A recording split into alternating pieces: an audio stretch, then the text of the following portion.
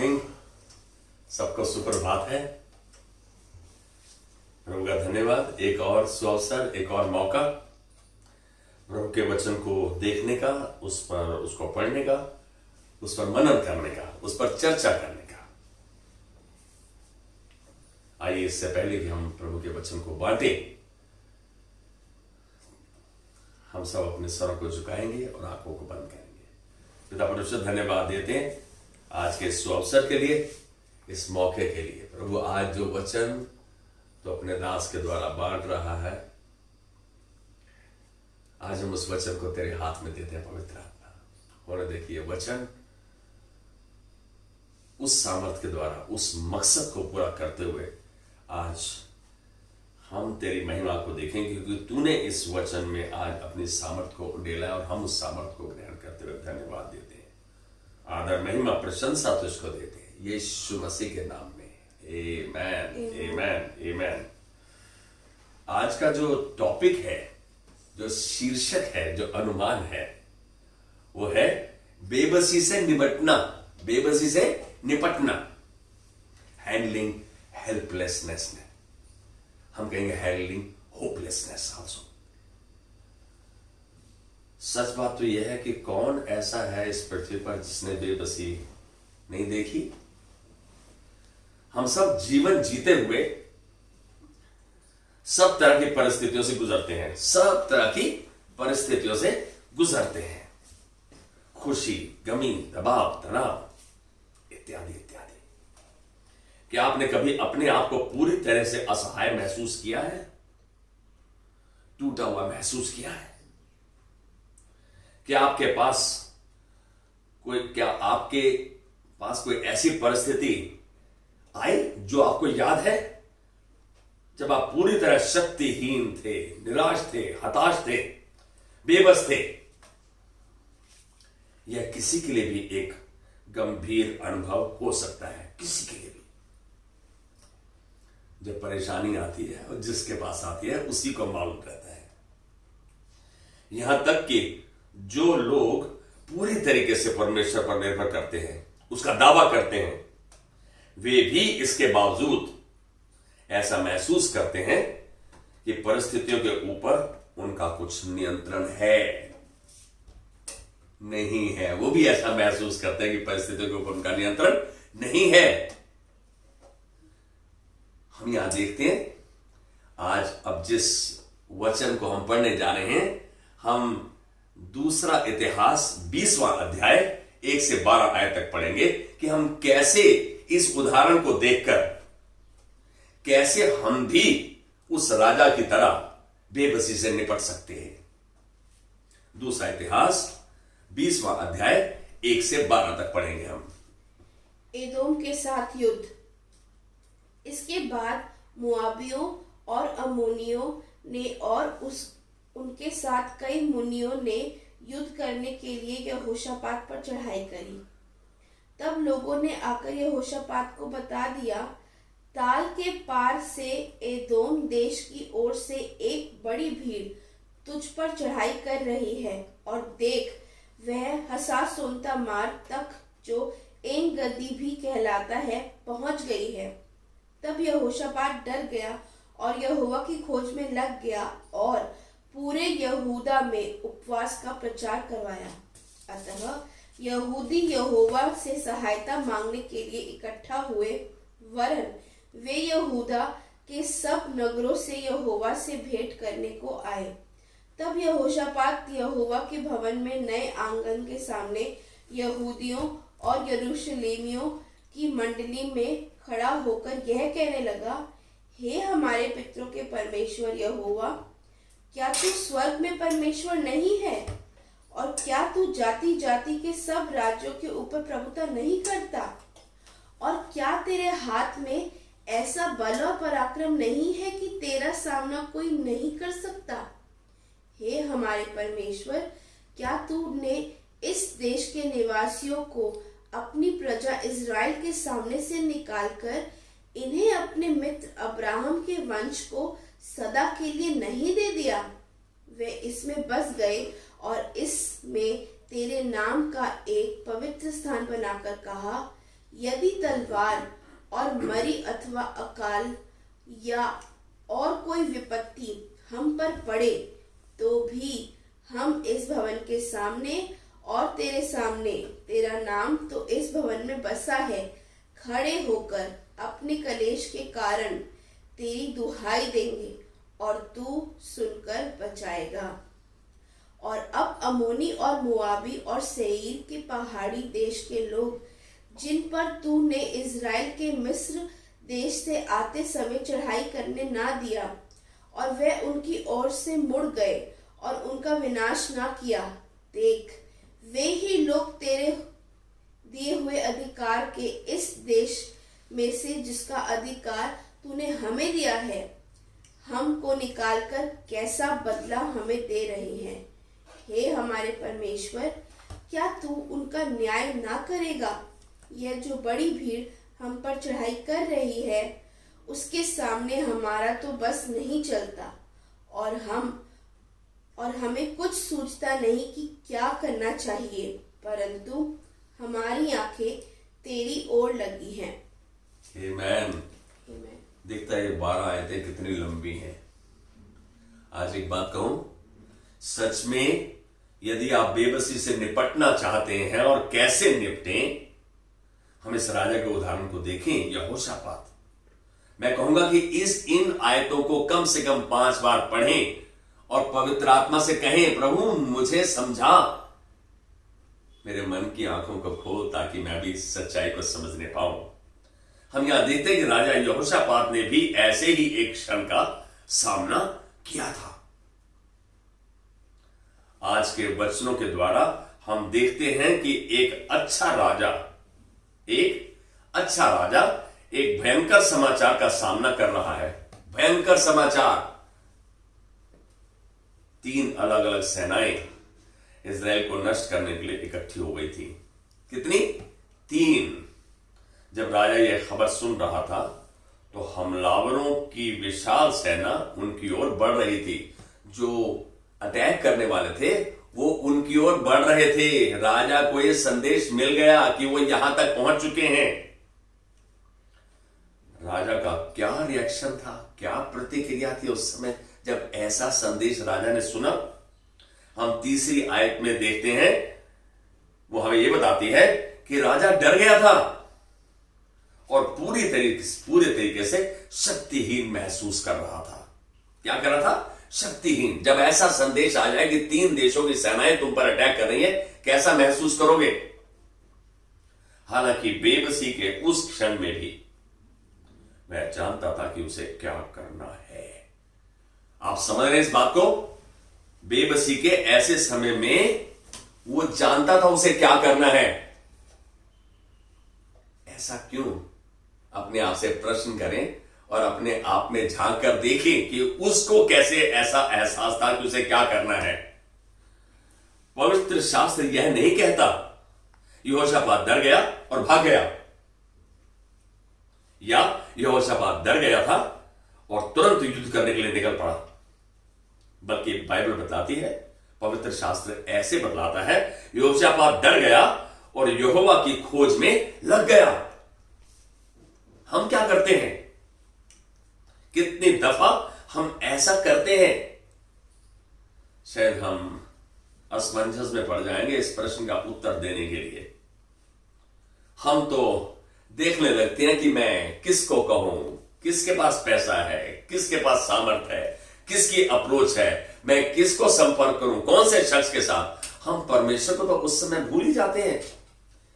हम उस समय देखते हैं मेरी मदद कौन करेगा। सच मानो तो यह एक कठिन असहाय माहौल में एक उचित कदम था, उचित एक्शन था, एक सही कदम, सही सोच थी राजा यहोशापात की कि परमेश्वर की खोज में लग गया। राजा जानता था यह ना तो हार मानने का समय है और ना ही भय से प्रेरित कार्रवाई करने का समय।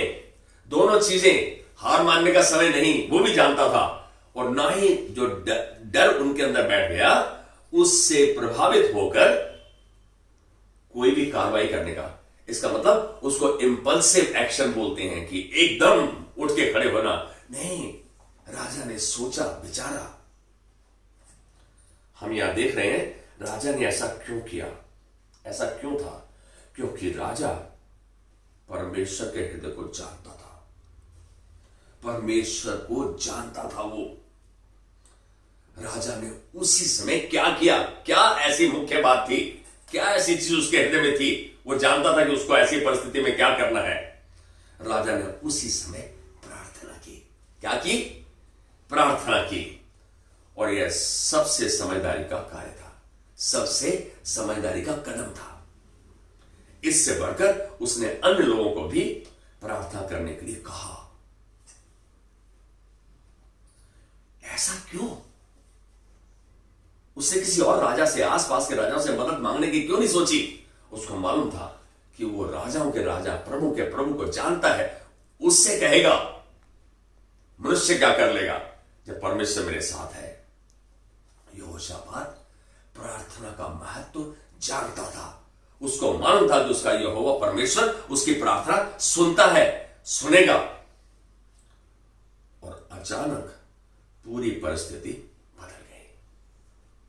कैसे?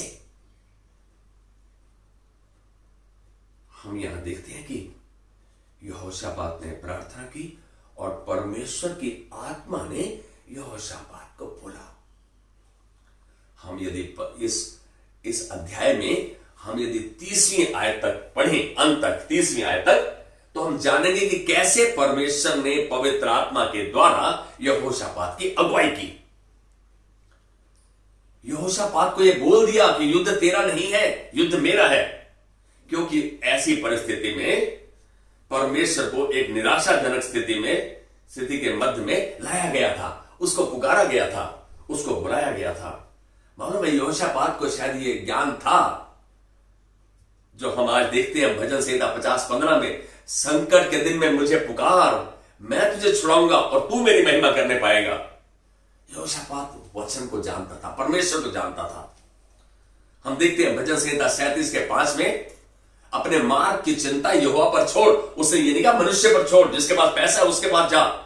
अपने मार्ग की चिंता यहोवा पर छोड़, उस पे भरोसा रख, वही पूरा करेगा। कैन यू से आमेन विद मी? हम यहां देखते हैं कई और ऐसे स्थान हैं जहां उन्होंने, दाऊद है, उसने कहा मैंने परमेश्वर को पुकारा, परमेश्वर ने मेरी सुन ली। एक उदाहरण नहीं, अब्राहम विश्वास का पिता कहलाया। हम ये देखते हैं कि हमारी प्रतिक्रिया, हमारा रिएक्शन, हमारा कदम क्या है जब हम ऐसी परिस्थिति में फंस जाते हैं। हम ये सोच सकते हैं, अपने आप को सोचो तुम एक राजा हो और तुमको 3 सेनाएं घेर रही हैं खत्म करने के लिए। उसको मालूम था, उसने परमेश्वर को याद दिलाया, प्रभु क्या ये भूमि तूने हमें दे दी? क्या ये तूने हमें राज्य करने के लिए नहीं दी? याद कर, स्मरण कर। तो राजा ने अपनी आत्मा के द्वारा यहोशापात को बोला कि चिंता करने की जरूरत नहीं है, तेरे को निराश होने की जरूरत नहीं है। राजा ने क्या किया? स्तुति आराधना की लेवियों की एक टीम बनाई और उन्होंने प्रार्थना के बाद स्तुति आराधना शुरू की। मालूम है, जब हम ऐसे असहाय महसूस करते हैं, जब हम ऐसे निराश महसूस करते हैं, हताश महसूस, टूटे हुए महसूस करते हैं, बिल्कुल शक्तिहीन महसूस करते हैं, तो हमारे मुख से निकला शब्द पिता परमेश्वर होना चाहिए। हमारी आंखें, हमारा मन किसी और तरफ नहीं, लेकिन परमेश्वर की ओर जाना चाहिए, उसके वचन को की ओर ध्यान देना चाहिए। तब से असहायता का मुद्दा ही नहीं रह जाता। जब आपने परमेश्वर को एक परिस्थिति में आमंत्रित कर दिया है तो परमेश्वर नियंत्रण ले लेता है। मालूम है, जब परमेश्वर ने कहा संकट के दिन में मुझसे पुकार, मुझे पुकार, मैं तुझे छुड़ाऊंगा, तो क्या हम उसके वचन पे, उसके वादे पे विश्वास नहीं कर रहे? हमें उसकी वाचाएं, वादे याद नहीं? इसका मतलब हमें वचन के साथ हम परिचित ही नहीं है, तो हम पुकारेंगे कैसे? जिस शख्स को जानते ही नहीं, हम उसको क्यों पुकारेंगे? कैसे पुकारेंगे? क्या हक है हमारे पास? हम यहां देखते हैं कि क्योंकि परमेश्वर हमें सब प्रदान करेगा जिसकी हमें आवश्यकता है, इसलिए पुकारता हूं मैं जानता हूं मेरा परमेश्वर मेरी सब जरूरत को पूरा करता है। यदि हम यहां देखें यशायाह का 41 का 10, यशाया का 41:10 देखे हम। परमेश्वर यशाया नबी से इस तरह कहता है, वही बात आज हमसे कह रहा है। परमेश्वर यूं कहता है, मत डर, क्योंकि मैं तेरे संग हूं, मैं तेरे संग हूं। इधर उधर मत ताक, क्योंकि मैं तेरा परमेश्वर हूं। मैं तुझे दृढ़ करूंगा, मैं तेरी सहायता करूंगा, अपने धर्म में दाहिने हाथ से तुझे संभाले रहूंगा। कैन यू से आमेन? क्या मुझे परमेश्वर का वादा याद है? वो मुझे डरने के लिए नहीं कह रहा, मैं उसके लिए, उसके द्वारा बुलाया गया, ठहराया गया और उसकी योजना के तहत रखा गया हूं, तो मैं क्यों ना उसको पुकारूं। ये उसकी बुलाहट है, उसका राज्य है। मैं अपने राजा के राजा, प्रभुओं के प्रभु को क्यों ना पुकारूं। यहोशापात ने यही किया। यहोशापात उस समय के राजाओं में एक धर्मी राजा था, फिर भी वह ऐसी परिस्थिति से गुजरा। क्यों? फिर भी वो ऐसी परिस्थिति से गुजरा। यदि यहोशापात ऐसी परिस्थिति से गुजरा, तो आप और हम कौन हैं? समझ सकते हैं? तो आप और हम इन परिस्थितियों से अलग नहीं हैं। हम इससे अलग नहीं हैं। हम भी ऐसी परिस्थितियों का सामना करेंगे। जायज है, जब आप जीवन जीते हो तो हर तरह की परिस्थिति से गुजरते हो। आपके पास सारा जीवन भर खुशी नहीं रहती, सारा जीवन भर आप स्वस्थ नहीं रहते। आपके पास कोई ऐसा क्षण आता है जब आप निराशावादी हो जाते हो, जब आप असहाय महसूस करते हो, टूटा महसूस करते हो। आपको किसी सहारे की जरूरत है। परमेश्वर से बड़ा सहारा कौन हो सकता है? दाऊद इस बात को जानता था। सारे भजन इस बात की पुष्टि करते हैं कि उसने इस बात को दर्शाया कि आपका निजी संबंध परमेश्वर के साथ कैसा है। निजी संबंध परमेश्वर के साथ कैसा है? आपका संबंध यदि अच्छा है, घनिष्ठ है, तो आप उसको पुकार सकते हैं। यहां मैं एक बात कहूंगा कि राजा यहोशापात ने क्या किया? उसने मंडली बनाई। राजा ने उसको बोला कि अगले दिन वहां जा, उनका सामना कर। राजा को और ज्यादा नहीं बोला। यहां हम देखते हैं कि परिस्थिति एकदम कैसे बदल गई। वो स्तुति आराधना करते हुए उस तरफ गए। जो तीनों राज्यों की सेनाएं थी वो आपस में लड़ मरी, एक दूसरे को खत्म कर दिया। जब राजा यहोशापात उसकी स्तुति आराधना की मंडली और इसकी सेना वहां पहुंची, बहुत छोटी सी सेना थी राजा यहोशापात की, जब पहुंची तो उन्होंने सब मरे हुए देखे। वहां जो उन पर अटैक करने आए थे, उनका सामान जो उन्होंने इकट्ठा किया, जो लूटा, 3 दिन लग गए। कितनी बड़ी बात है, जान रहे हो इस बात को? परमेश्वर ने उसको पहले ही बता दिया था कि युद्ध तेरा नहीं है, battle is not yours, battle is of the Lord. परमेश्वर की है। जब परमेश्वर की लड़ाई है तो फिर मैं चिंता क्यों कर रहा हूं? फिर मैं ऐसे क्यों निराश हूं? हम इस बात को समझ नहीं पा रहे। मालूम है, यहां हम देखते हैं कि परमेश्वर ने पौलुस के द्वारा फिलिपियों 4:13 में क्या कहा कि मैं मसीह यीशु के साथ सब कुछ कर सकता हूं जो मुझे सामर्थ्य देता है। परमेश्वर के साथ मैं सब कुछ कर सकता हूं, उससे अलग होकर मैं कुछ नहीं कर सकता। फिर मैं परमेश्वर के संपर्क में, फिर मेरा रिश्ता उससे ज्यादा अच्छा क्यों नहीं है? और मैं 4:19 में, फिलिपियों 4:19 में प्रेरित पौलुस के द्वारा परमेश्वर हमें उत्साहित करता है कि मेरा परमेश्वर मेरी हर जरूरत को पूरा करेगा उस धन के द्वारा जो मसीह यीशु में है। हर जरूरत को पूरा करेगा, चाहे यहोशापात की सी परिस्थिति हो और चाहे मुझको बुखार क्यों ना हो गया हो। परमेश्वर हमारी सहायता करता है, सहायता करेगा। क्या मेरा जिम्मेदारी क्या है कि मैं अपने परमेश्वर के चरणों में बैठकर पहला स्थान उसको दूं, उसका कहा मानूं, उसके कहे पे चलूं। राजा यहोशापात एक धर्मी राजा था। यदि हमारे पास भी ऐसी परिस्थिति आएगी, हम भी उसका सामना करेंगे। तो आज ये निर्णय लें कि क्या मैं अपने परमेश्वर के साथ उस घनिष्ठ संबंध को बनाऊंगा जैसा राजा दाऊद के साथ था, जैसा प्रेरित पौलुस के साथ था, जैसा मसीह यीशु का था। तो इस उदाहरण के द्वारा हम समझ सकते हैं कि हमारा वचन को जानना, समझना ही हमारी मदद करेगा, क्योंकि वचन परमेश्वर है आदि में वचन था, वचन परमेश्वर के साथ था, वचन परमेश्वर था। तो वचन के साथ आप वचन को जानते हैं, समझते हैं, और आप वचन के द्वारा परमेश्वर को याद दिलाते हैं। यीशु मसीह ने क्या बोला? मेरे द्वारा तुम पिता के पास जा सकते हो, और किस तरीके से नहीं जा सकते। जब हम परमेश्वर को पुकारेंगे मदद के लिए, तो हमारी सुनेगा। जानो और मानो। पौलुस ने कहा, जब पौलुस ने इस बात की पुष्टि की कि मैं मसीह यीशु के साथ सब कुछ कर सकता हूं, तो वो हमारे लिए निर्देश दे दिया, ये हमारे लिए एक वाचा बना दी कि तुम परमेश्वर के साथ संबंध, उसकी आज्ञा को मानोगे, उसकी चेतावनियों को मानोगे, उसके कहे पर चलोगे, तो तुम्हारी हर जरूरत को पूरा करेगा। उसकी सामर्थ तुम्हारे साथ हमेशा उपलब्ध रहेगी। हम यहां देखते हैं उसकी सामर्थ कब उपलब्ध रहेगी, क्यों रहेगी। भजन संहिता 91 का 1, जो परम प्रधान के छाए हुए स्थान में बैठा रहे, वही सर्वशक्तिमान की छाया में ठिकाना पाएगा। हमारा परमेश्वर के साथ संबंध, हमारा उसके वचन के साथ संबंध, हमारा उसके आज्ञाओं, चेतावनियों, विधियों को मानना कितना जरूरी है, इस बात को जाने। जब परमेश्वर हमारे लिए सब कुछ करना चाहता है, राजा यहोशापात को उस बेबसी के परिस्थिति से निपटने की सामर्थ परमेश्वर दी, क्योंकि उसका संबंध था जो उसको निपटने में उसकी सहायता की।